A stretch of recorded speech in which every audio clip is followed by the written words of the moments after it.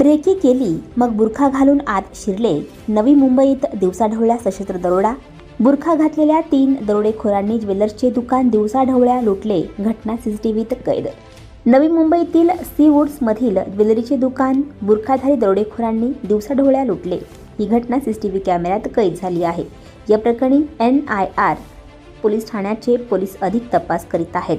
सकाळी 10:45 सुमारास सीवूड्स Nerul sector 42A येथील निळकंठ प्राईड सोसायटीमधील संगम गोल्ड नावाचे सराफाचे दुकान लुटल्याचा धक्कादायक प्रकार घडला आहे.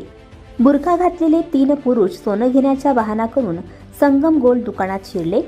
एकानं दुकानाच्या मालकाला पिस्तुलाचा धाक दाखवला तर इतर दोघांनी दुकानातील सर्व सोन्याचे दागिने गोळा केले. त्यानंतर लुटीच्या मालासह सर्वजण पसार झाले. ही संपूर्ण घटना दुकानातील सीसीटीव्ही कॅमेऱ्यात कैद झाली आहे. तिन्ही दरोडेखोर एका गाडीतून पळून गेले. त्यांचा साथीदार दुकानाबाहेर थांबून पाळत ठेवत होता.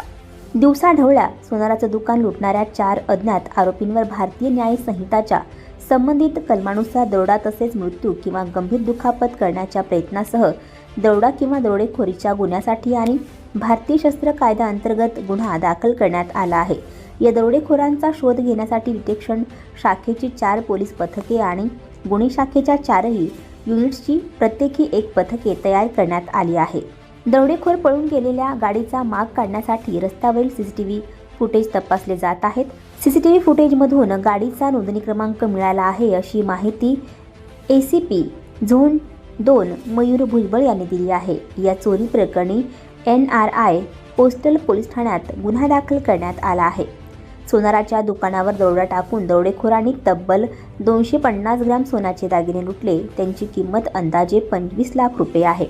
सोन्याच्या दुकानात असणाऱ्या सुनील शर्मा वय वर्ष 45 यांनी दिलेल्या माहितीनुसार बुरखा घातलेले 3 व्यक्ती त्यांच्या दुकानात शिरले तेव्हा त्यांना त्या महिला ग्राहक आहेत असेच वाटले, पण त्यांचा आवाज ऐकला असता ते पुरुष असल्याचे समोर आलं.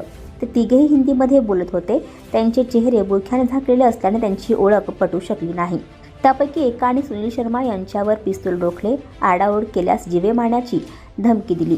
इतर 2 दरोडेखोरांनी समोर ठेवलेले सर्व सोन्याचे दागिने गोळा केले. यावेळी काउंटरवरील 35,000 रुपये रोख रक्कमही लुटली. अत्यंत नियोजनबद्ध पद्धतीने अवघ्या काही मिनिटात दरोडेखोरांनी मोठ्या प्रमाणात सोन्याचे दागिने लुटून घटनास्थळावरून पलायन केले. दरोडेखोर निघून गेल्यानंतर दुकानातील कर्मचाऱ्यांनी व स्थानिक नागरिकांनी सुटकेचा श्वास घेतला. घटनेची माहिती मिळताच परिसरात एकच गोंधळ उडाला. घटनेची माहिती मिळताच नवी मुंबई पोलिसांनी तात्काळ घटनास्थळी धाव घेतली. आणखी नवनवीन व्हिडिओ पाहण्यासाठी आत्ताच आमच्या स्टार TV9 चॅनलला सबस्क्राईब करा, लाईक करा, शेअर करा. Bureau report, star TV9 Navi Mumbai.